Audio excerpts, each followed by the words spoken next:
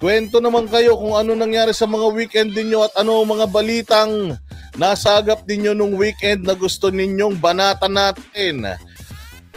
Nagpapaayuda na naman si Tambi sa Imus, Cavite. Kapal ng mukha niya na araw-araw nasa, parang buwan-buwan nasa Cavite yan ah. Alam niyo bakit? Dito mo talaga malalaman na yan si Tambaluslos. May pangarap talagang maging presidente. Bakit? Kita mo naman, panay ang punta niyan sa ano?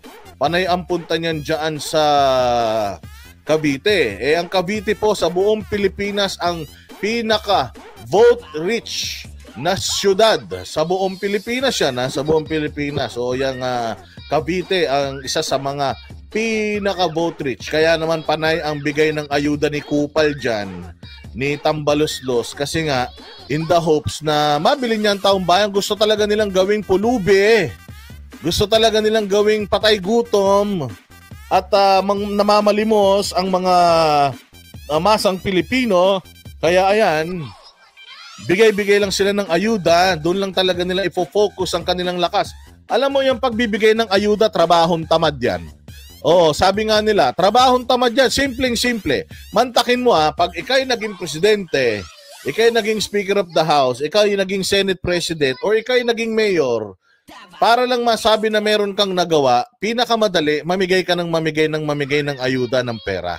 Oo, yun na. Akala kasi ng tao na kapag namigay ng ayuda, okay na. Mas importante po sa ayuda yung pangmatagalan na solusyon.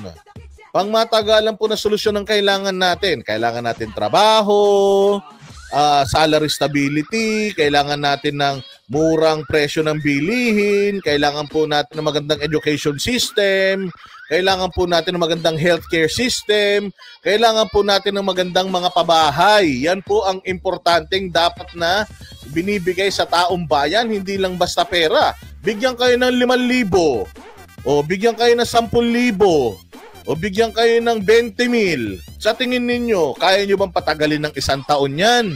Kaya nyo bang patagalin ng panghabang buhay yan? Kaya nyo bang patagalin ng panghabang panahon yan?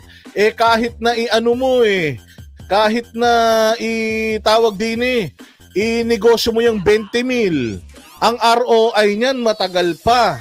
Ay, hindi mo pa nga alam kung kikita yan. O mantakin mo yung 20,000. Kung ininegosyo mo yan, kukuha ka pa ng mga permit, kukuha ka pa ng mga kukuha ka pa ng mga kung ano-anong mga DTI, BIR, di 20,000 mo, walay na.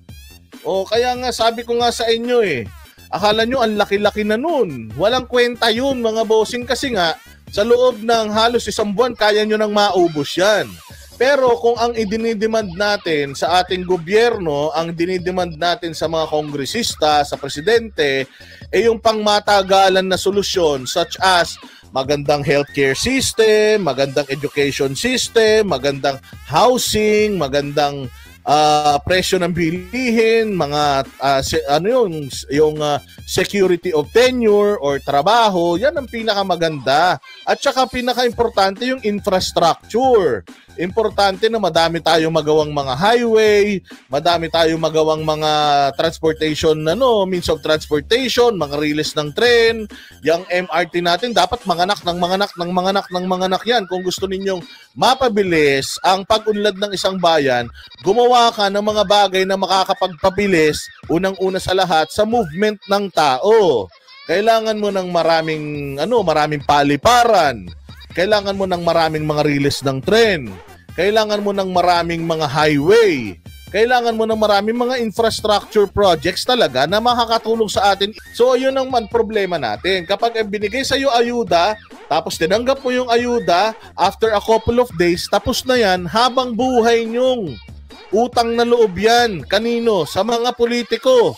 Akala ng mga politiko, pera nila yan. Akala ng mga politiko, kanila yan. Pero sa katotohanan, pera nyo naman yan, deserve nyo naman yan. Pero kung ipamukha nila sa inyo yan, para kayong mga namamalimos, para kayong mga hampas lupa, at para kayong mga patay gutom na kailangan ng pera. Pero kung titingnan nyo talaga ngayon, kung titingnan nyo naman ngayon, kailangan talaga natin mga bossing, yung pangmatagalan na solusyon. Yung hindi lang tatagal ng 1 buwan, ng 1 linggo, ng 2 linggo. Kailangan natin yung tatagal ng hindi man panghabang panahon, pero at least man lang mapakinabangan natin ng mapakinabangan natin ng dekada, hindi ba? Kaya importante talaga mga bossing, yung mga infrastructure, yung mga proyekto para mapadami ang trabaho ng tao, ganun. Kasi nga, yung pagbibigay ng ayuda, galing tamad yan. Sobrang tamad mga bossing ng mga nasa Malacanang, sobrang tamad ng mga congressman. Kaya instead, magpasa sila ng mga projects na makakatulong sa sambayan ng Pilipino, puro ayuda. Talagang ginagawang namamalimos ang lahat ng mga Pilipino at tuwan-tuwa pa sila na ginagawa nila ito sa atin. Tayo rin naman, tuwan-tuwa rin sa pagtanggap. Ayos lang sa akin mga bossing, tanggapin niyo yan, deserve niyo yan, pera niyo yan. Ano niyo yan, birthright niyo yan, ang pagtanggap-tanggap ng ayuda na yan. Pero lagi niyong ilalagay sa isip ninyo, wala na tayong choice, kundi tanggapin na lang yung ayuda na yan. Ang gawin natin mga bossing, tanggapin yung ayuda, tas kung sino yung nagbigay ng ayuda, pakyuhan nyo sa isip nyo. Pakyo kayo. Hindi kayo mananalo kasi namimigay lang kayo ng ayuda. Kung gusto nyo ng panandali, ang solusyon lamang ng band-aid solution. Okay, kaya tingnan ninyo, tandaan ninyo kung kaninong galing na proyekto yung mga ayuda na yan. Unang-una sa lahat, lalong-lalo na yung mga ayuda na may mga mukha nila. Yung mga ayuda na puno ng mga pangalan nila. Yung mga ayuda na putangina, kung makapagbigay sila, akala ang pahihirapan ka pa nga ng mga yan. Pag nagbigay ang mga yan, akala mo naman kanila yung pera. Tandaan nyo yung mga pangalan yan. Tandaan nyo yung mga mukha ng mga yan. Wag na wag nyong iboboto yung mga yan kapag ka nagsitakbo yan. At alam ko naman nagsisitakbo yan ngayong 2025.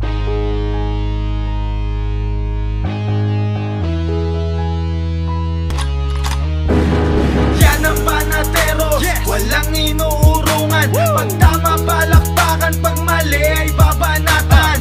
Yan ang banateros, boses ng ordinaryong Pilipino. Banateros ay walang maka